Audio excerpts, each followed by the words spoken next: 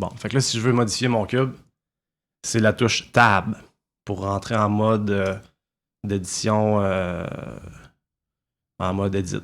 Mais si je connais pas le raccourci, c'est pas grave, là, ici on les a toutes. Fait que je peux faire Object, puis je peux faire Edit. Bon. Après ça, premier concept à comprendre, je sais pas, les logiciels CAD, souvent c'est...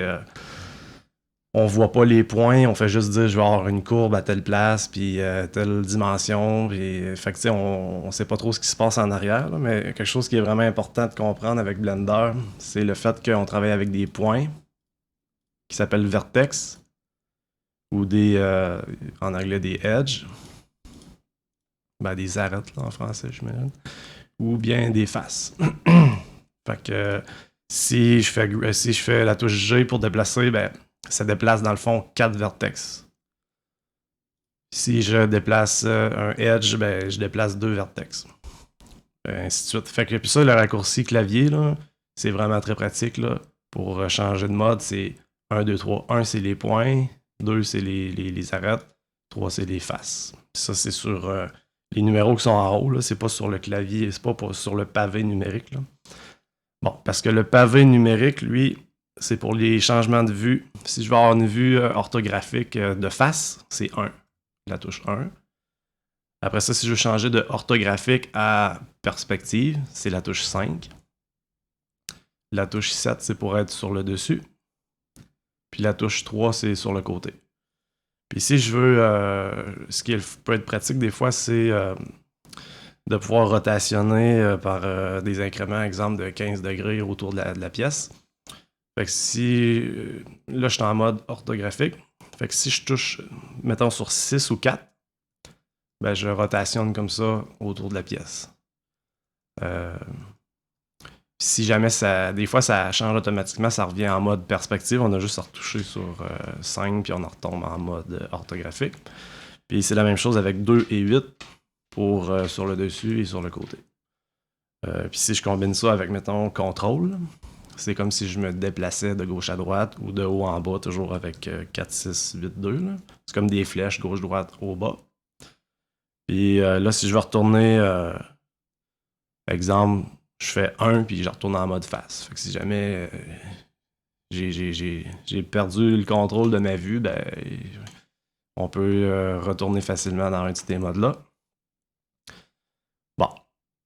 Après ça, mais admettons que c'est un cube, mais je voudrais...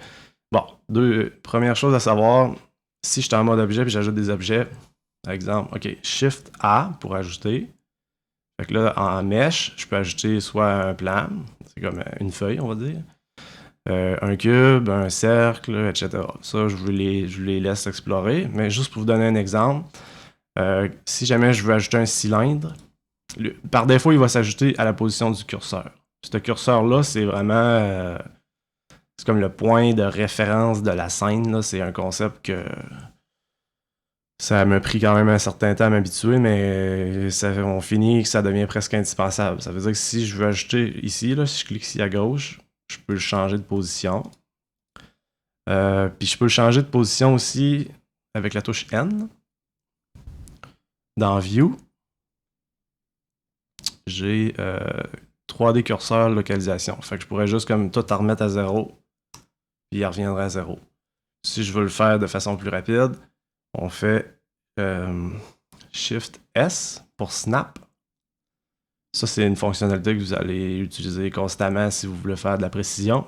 Fait que là, je vais dire curseur à l'origine du monde. Fait que c'est ça pour le curseur.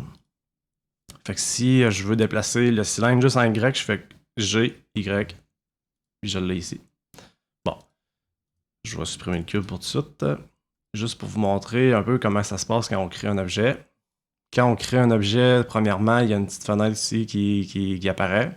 Fait que si je clique sur la flèche, je peux décider des propriétés de l'objet avant même qu'il soit officiellement créé de façon finale. Fait que là, comme on peut voir, il y a beaucoup mettons, il y a beaucoup de lignes droites. Si on veut avoir des lignes beaucoup plus smooth, il faut juste ajouter des vertex. Exemple 128. Puis en général, ben, plus que le cylindre est gros, ben, plus ça va en prendre. Puis plus qu'il est petit, moins qu'on en aura de besoin. En général, entre 64 et 128, en tout cas pour l'impression 3D, ça fait pas mal le travail. Puis sinon, on a d'autres façons de faire pour avec les modificateurs qu'on en parlera dans une autre vidéo. Bon, ça c'est fait. Bon, si j'en remets le cube, puis je tombe en mode édition. Bon, là, je vais vous montrer juste quelques petites fonctionnalités, juste pour vous donner un peu un aperçu de comment ça fonctionne, la précision. Là. Si jamais, exemple, je sais pas, moi j'ai une pièce, on va dire qui est un cube, mais je voudrais avoir un cylindre qui est vraiment parfaitement aligné avec la surface du dessus. Bon, là, si je suis en mode d'édition puis j'ajoute une forme, ben là, la forme va faire partie de l'objet. Ça sera plus comme deux objets séparés. Ça veut dire, mettons, j'ajoute un cylindre. Comme là, présentement, le cylindre il n'est pas à bonne position. Bon, je peux changer son radius. Là, je suis en millimètres, c'est vraiment petit, là, mais pour l'instant, on s'en fout. Là. Mettons 0.5 mm. Bon, si je veux qu'il soit parfaitement sur le dessus, là, j'ai un problème. C'est comment je fais. Mettons, je fais G, Z. Puis là, je prie ou je fais tout ce que je peux pour essayer de l'aligner. Puis je zoome, puis je zoome, puis je zoome. Je perds mon temps, puis finalement, c'est pas vraiment la meilleure façon de faire.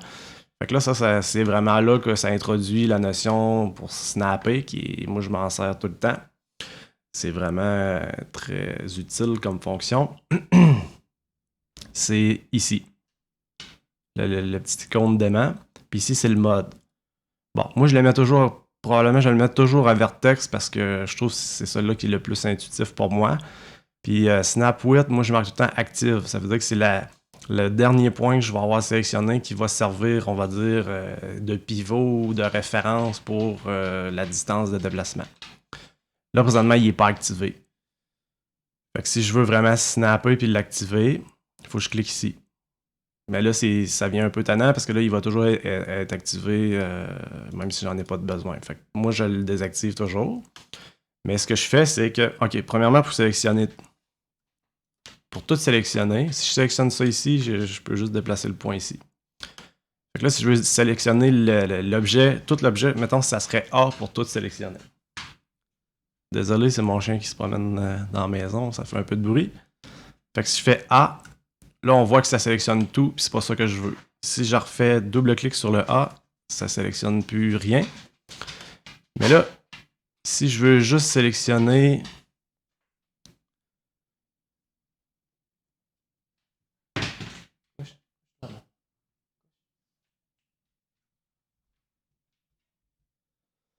Bon, si je veux juste sélectionner ce qui concerne le cylindre, je sélectionne un des points, puis je fais CTRL L. L pour tout ce qui est lié physiquement à l'objet. Fait que là, ça sélectionne vraiment juste le cylindre. Bon, là, le problème, c'est que je veux aligner le cylindre parfaitement sur le cube. Fait que là, je vais sélectionner avec Shift, là, je vais sélectionner le dernier point pour le rendre actif. Shift-clic. Puis là, je vais faire Grab Z. Bon. Pour activer au besoin le snap, je fais juste faire CTRL. Comme là, ici, on peut voir qu'il va se snapper en... Parce que là, j'ai fait Grab Z. Là, je fais CTRL. Là, il va se snapper en position Z, juste la position de l'axe Z de ce point-là. Fait que là, il n'y a plus aucun doute, c'est sûr et certain que l'objet est parfaitement aligné. Bon, là, l'autre, ça engendre d'autres problèmes de topologie qu'on parlera plus tard. Là. C'est pas nécessairement la meilleure façon de faire pour... parce que là, j'ai une face ici, puis je vais avoir comme une face qui chevauche cette face-là. Ça, on en parlera dans une vidéo un peu plus avancée, parce que là, déjà là, le temps passe assez rapidement. Bon. Une autre chose aussi que je voulais vous montrer, si vous voulez avoir une vue transparente, c'est Alt-Z. Ou ici, on peut changer là, on peut changer ça pour mettre ça transparent ou non. C'est ça qui est le fun. Avec les nouvelles versions 2.8, là, c'est que avant, il fallait vraiment savoir par cœur les raccourcis au clavier, puis maintenant, ben, ils ont fait ça plus intuitif. Ça veut dire que si on ne connaît pas par cœur les raccourcis, on les a dans l'interface. Ça veut dire qu'ici, je peux changer les modes, là, wireframe, solide, ou ça ici, ça va être avec, ils appellent ça Material Preview, mais en réalité, ce qu'ils font, c'est qu'ils mettent dans le fond une image HDRI là, qui s'appelle High Dynamic Range Illumination pour voir l'objet. Ça veut dire que ça nous donne une meilleure. Pour les gens qui font de la texture puis qui veulent avoir l'heure juste sur les couleurs, ben, c'est un mode qui est intéressant. Puis ce mode-là ici, c'est Render. Ça veut dire que si je rendais mon image, ben, présentement, c'est de ça qu'elle aurait l'air. Fait que pour l'instant, je pense